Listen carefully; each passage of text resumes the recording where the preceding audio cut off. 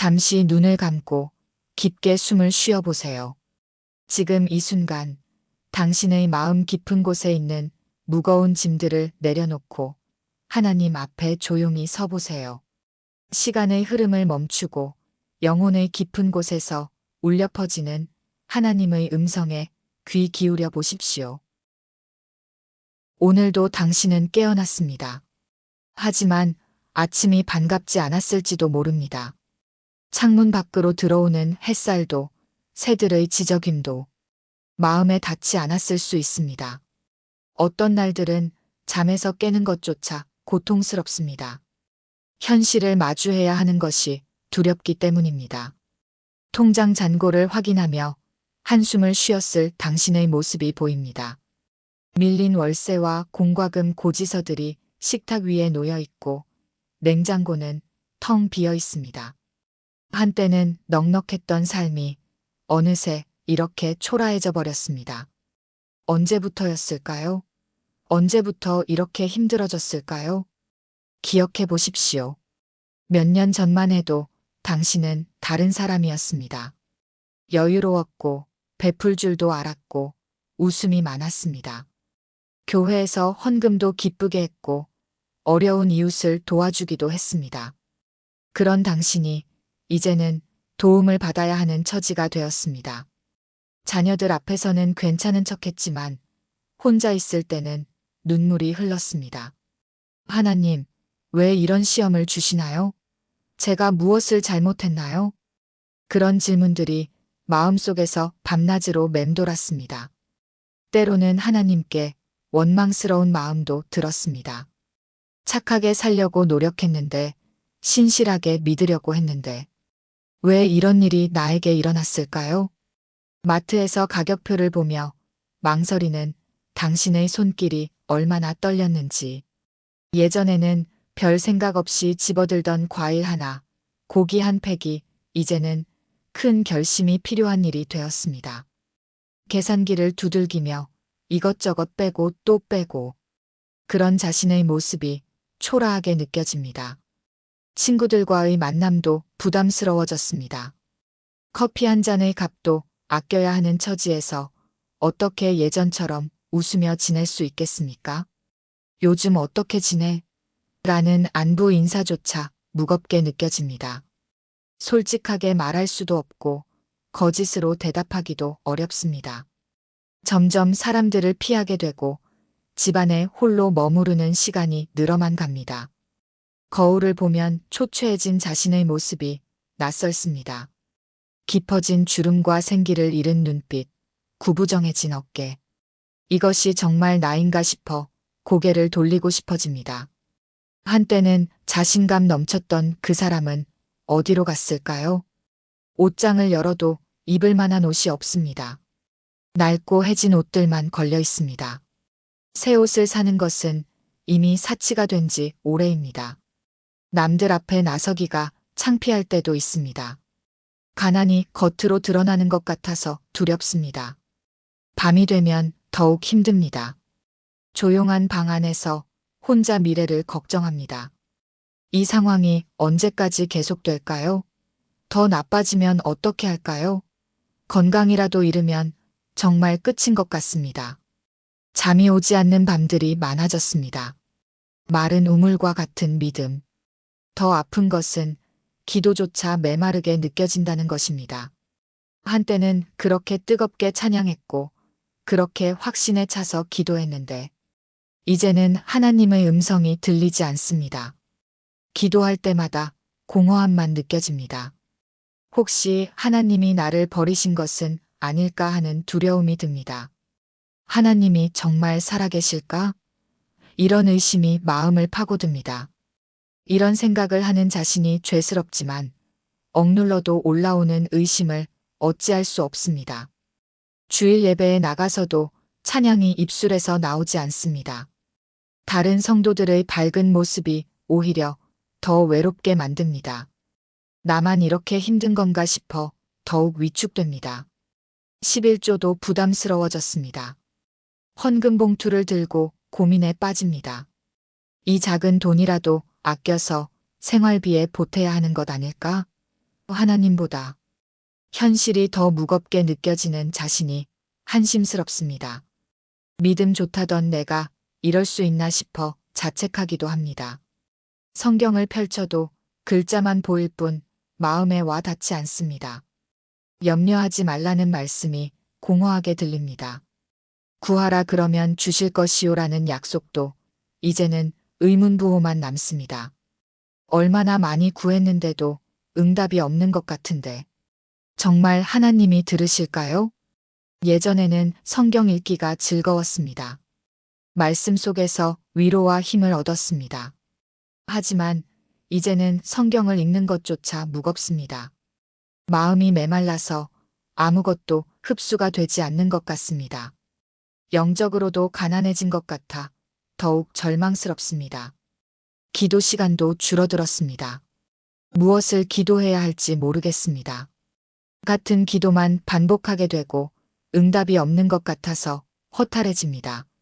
하나님이 정말 내 기도를 들으실까 하는 의심이 들 때마다 기도가 더욱 어려워집니다. 밤마다 잠자리에서 뒤척이며 미래를 걱정합니다. 이 상황이 언제까지 계속될까요? 더 나빠지면 어떻게 할까요? 믿음이 있다고 말하면서도 불안과 두려움이 마음을 지배합니다. 믿음과 현실 사이에서 방황하는 자신이 초라하게 느껴집니다. 하나님의 눈물. 하지만 잠시 당신이 흘린 그 모든 눈물을 하나님께서 다 보고 계신다는 것을 아십니까? 당신이 홀로 울며 지새운 그 모든 밤들을 하나님이 함께 하셨다는 것을 아십니까? 성경은 말합니다. 나의 유리함과 나의 눈물을 주의 병에 담으소서. 이것이 주의 책에 기록되지 아니하였나이까. 하나님은 당신의 눈물 한 방울, 한숨 하나까지도 소중히 여기고 계십니다. 당신이 흘린 눈물이 땅에 떨어져 사라지는 것이 아닙니다. 하나님이 그 모든 것을 기억하고 계십니다. 당신이 가격표를 보며 망설일 때 하나님도 함께 아파하고 계십니다. 당신이 친구들을 피해 집에 홀로 있을 때도 하나님은 당신 곁에 앉아 계십니다. 보이지 않는다고 해서 없는 것이 아닙니다. 느껴지지 않는다고 해서 사랑하지 않으시는 것이 아닙니다. 예수님도 이 땅에 계실 때 가난하셨습니다. 여우도 굴이 있고 공중의 새도 거처가 있으되 인자는 머리 둘 곳이 없다고 하신 분입니다. 그분은 당신의 마음을 누구보다 잘 아십니다. 배고픔이 어떤 것인지, 외로움이 어떤 것인지, 사람들에게 오해받는 것이 어떤 것인지 몸소 경험하신 분입니다. 예수님은 가난한 자들과 함께 식사하셨습니다. 세리와 죄인들과 어울리셨습니다. 소외된 자들을 찾아가셨습니다. 그런 예수님이 지금도 당신 곁에 계십니다. 당신의 가난을 부끄러워하지 않으시고 당신의 연약함을 외면하지 않으십니다. 수고하고 무거운 짐진 자들아, 다 내게로 오라, 내가 너희를 쉬게 하리라. 이 말씀이 지금 당신에게 들려옵니다. 예수님의 음성이 당신의 마음 깊은 곳에 울려 퍼집니다. 이 초대는 조건이 없습니다. 부자든 가난한 자든, 성공한 자든 실패한 자든, 모든 수고하는 자들을 부르시는 것입니다. 당신의 마음이 지금 무겁다면 그것이 바로 예수님께 나아갈 자격입니다. 완벽해야만 나아갈 수 있는 것이 아닙니다. 상처받고 지친 모습 그대로 나아가면 됩니다. 예수님은 당신을 있는 모습 그대로 받아주십니다. 가난한 자를 향한 하나님의 마음. 성경을 다시 펼쳐보세요. 하나님께서 가난한 자들을 얼마나 사랑하시는지 보십시오. 하나님의 마음에는 가난한 자들을 향한 특별한 사랑이 있습니다. 심령이 가난한 자는 복이 있나니 천국이 그들의 것이며 예수님께서 산상수훈에서 가장 먼저 복을 선언하신 대상이 바로 가난한 자들이었습니다. 세상은 부유한 자를 부러워하고 성공한 자를 칭찬하지만 하나님의 기준은 다릅니다. 하나님은 가난한 자를 복되다고 하십니다. 이것은 단순한 위로의 말이 아닙니다. 하나님의 나라에서는 정말로 가난한 자가 부요한 자보다 더 가까이 있습니다. 왜냐하면 가난한 자는 하나님을 더 간절히 찾기 때문입니다. 부요한 자는 자신의 힘을 의지하지만 가난한 자는 하나님만을 의지하기 때문입니다. 과부의 두 랩돈 이야기를 기억하십니까? 성전에서 부자들은 많은 돈을 헌금함에 넣었습니다. 사람들의 시선을 끌며 화려하게 헌금했습니다. 하지만 가난한 과부는 생활비 전부인 두 랩돈을 조용히 넣었습니다. 아무도 주목하지 않는 작은 헌금이었습니다. 그런데 예수님은 말씀하셨습니다. 이 가난한 과부가 모든 사람보다 많이 넣었도다. 저들은 그 풍족한 중에서 넣었거니와 이 과부는 그 구차한 중에서 자기의 모든 생활비를 넣었느니라.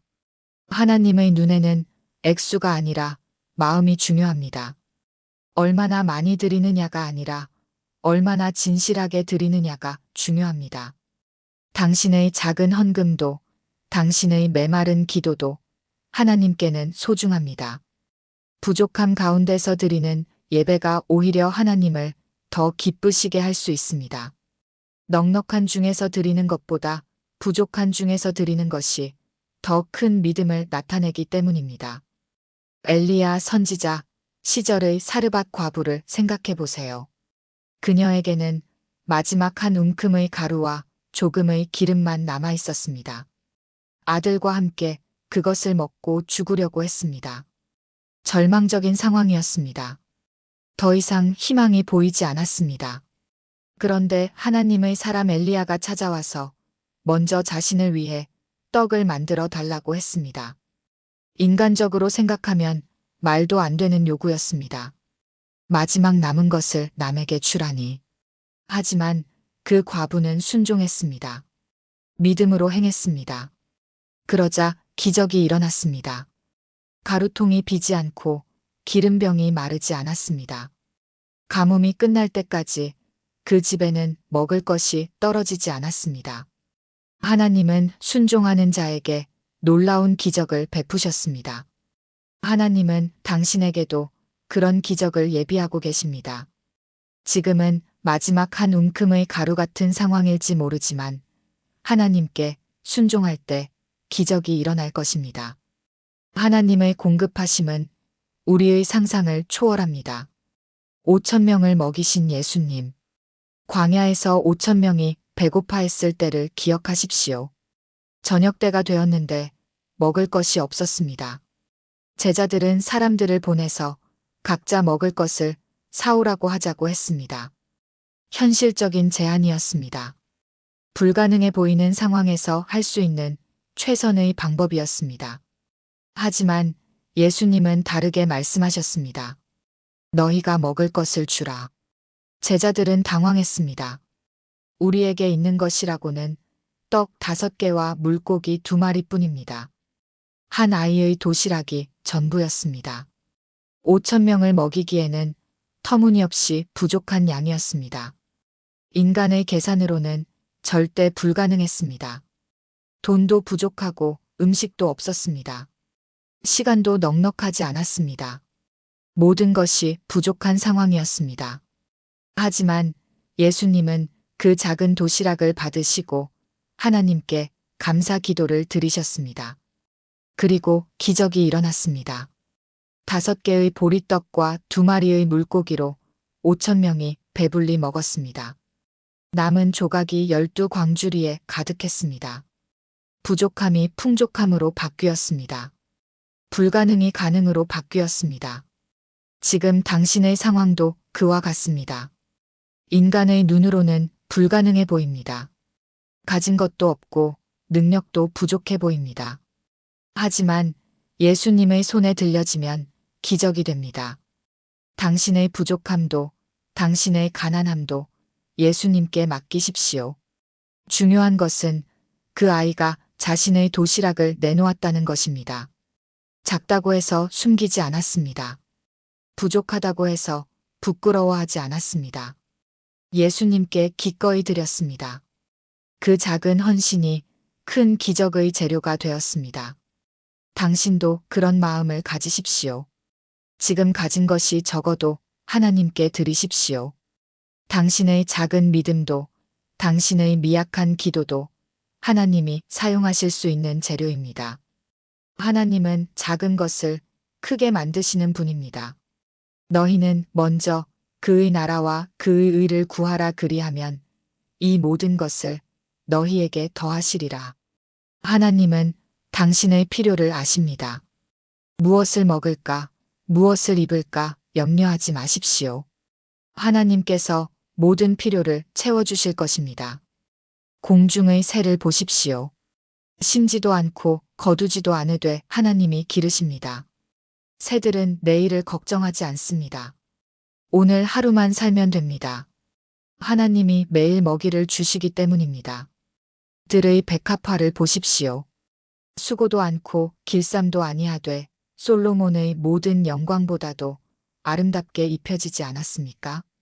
하물며 당신은 얼마나 더 귀합니까? 당신은 하나님의 형상으로 지음받은 존재입니다. 하나님의 자녀입니다. 새나 꽃보다 훨씬 더 소중한 존재입니다. 그런 당신을 하나님이 돌보지 않으시겠습니까? 감사의 비밀. 이제 조금 다른 이야기를 해보겠습니다. 상황이 바뀌지 않아도 마음이 바뀔 수 있다는 이야기입니다. 환경은 그대로인데 관점이 달라지는 이야기입니다. 바울 사도를 생각해 보십시오. 그는 얼마나 많은 고난을 당했습니까? 매를 맞기를 무수히 하고 옥에 갇히기도 많이 하고 여러 번 죽을 뻔했다고 했습니다. 배고프고 헐벗고 집 없이 떠돌아다녔습니다. 인간적으로 보면 불행한 삶이었습니다. 하지만 그는 감옥에서도 찬양했습니다. 배고프고 헐벗고 매 맞아도 감사했습니다. 모든 일에 감사하라고 했습니다. 범사에 감사하라고 했습니다. 이것이 어떻게 가능할까요? 미친 것일까요? 아니면 정말로 다른 비밀이 있는 것일까요? 그는 상황에 감사한 것이 아니라 상황 속에서도 변하지 않는 하나님의 사랑에 감사했습니다. 눈에 보이는 것이 아니라 믿음으로 보는 것에 감사했습니다. 현재의 고통이 아니라 미래의 영광에 감사했습니다. 우리가 잠시 받는 환난을 경한 것이 지극히 크고 영원한 영광의 중한 것을 우리에게 이루게 함이니 현재의 고난은 잠시이지만 장래의 영광은 영원합니다. 이 관점이 감사를 가능하게 만듭니다. 지금 당신의 냉장고는 비어 있을지 모릅니다. 하지만 당신 안에는 성령님이 계십니다. 하나님의 영이 당신 안에 거하고 계십니다. 이것보다 더 큰 부요가 어디 있겠습니까? 통장 잔고는 부족할지 모릅니다. 하지만 하늘 계좌에는 무한한 보화가 쌓여 있습니다.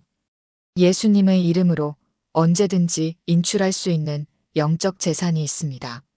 몸은 피곤하고 마음은 지쳤을지 모릅니다.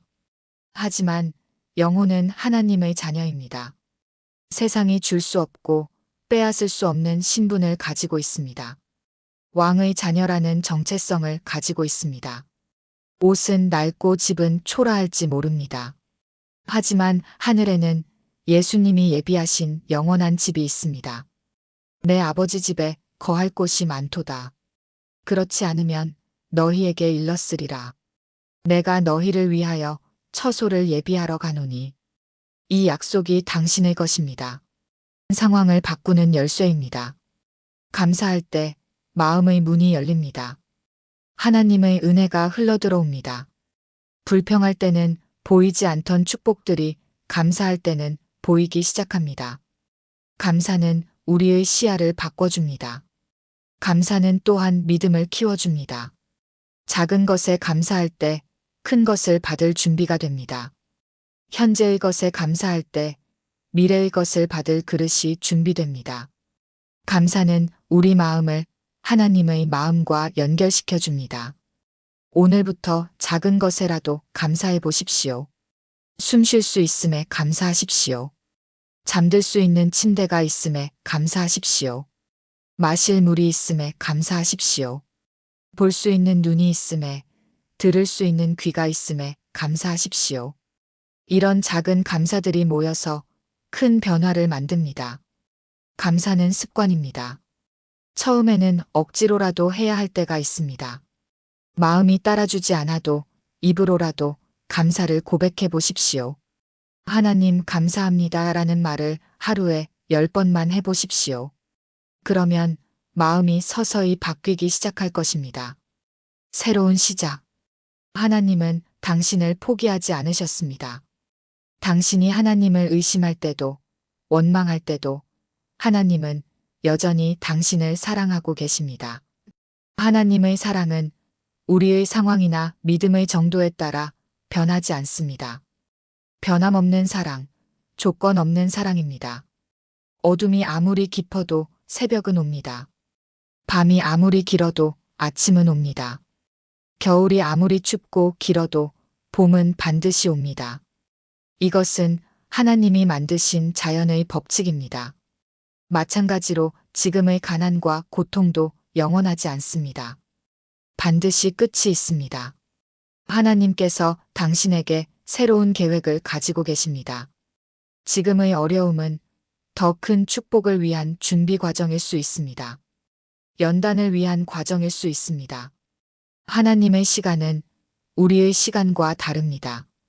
하나님의 생각은 우리의 생각보다 높습니다. 내 생각이 너희의 생각과 다르며 내 길이 너희의 길과 다름이니라. 이는 하늘이 땅보다 높음같이 내 길이 너희의 길보다 높으며 내 생각이 너희의 생각보다 높음이니라. 우리는 현재만 보지만 하나님은 영원을 보십니다. 우리는 부분만 보지만 하나님은 전체를 보십니다. 요셉을 보십시오. 형들에게 미움받아 종으로 팔렸습니다. 억울하게 감옥에 갇혔습니다. 인간적으로 보면 불행한 일들의 연속이었습니다.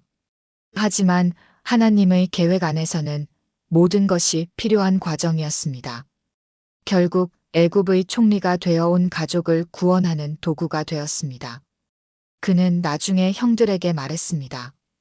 당신들은 나를 해하려 하였으나 하나님은 그것을 선으로 바꾸사 오늘과 같이 많은 백성의 생명을 구원하게 하시려 하셨나니 하나님은 악한 것도 선으로 바꾸실 수 있는 분입니다.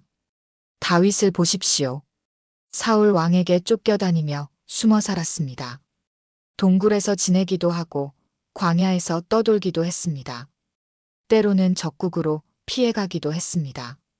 하지만 그 모든 과정이 그를 이스라엘의 위대한 왕으로 준비시키는 과정이었습니다.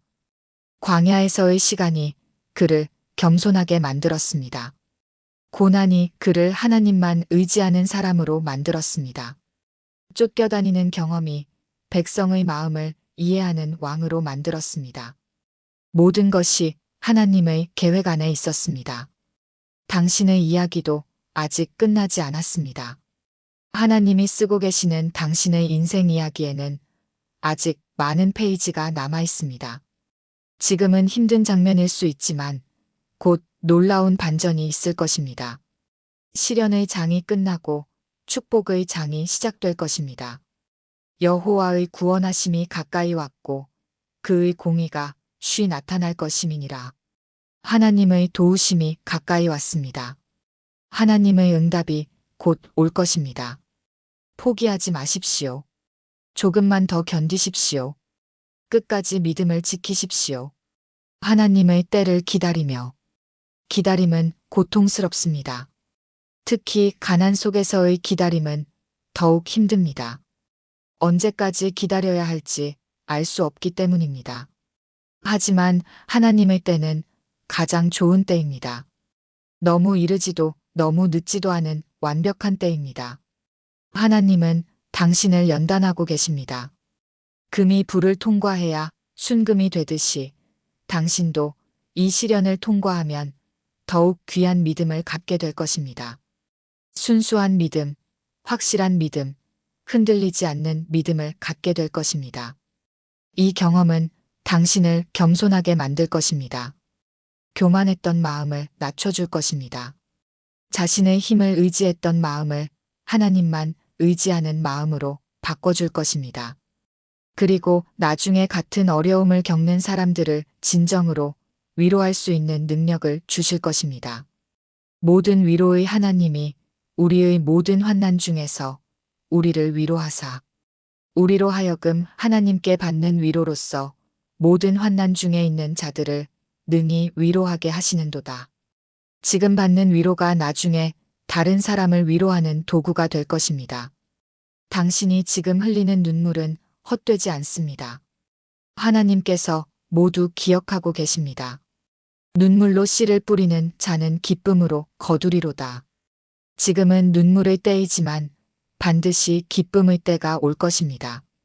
저녁에는 울음이 깃들릴지라도 아침에는 기쁨이 오리로다. 기쁨의 아침이 반드시 올 것입니다. 웃음의 날이 다시 올 것입니다. 찬양의 시간이 다시 올 것입니다.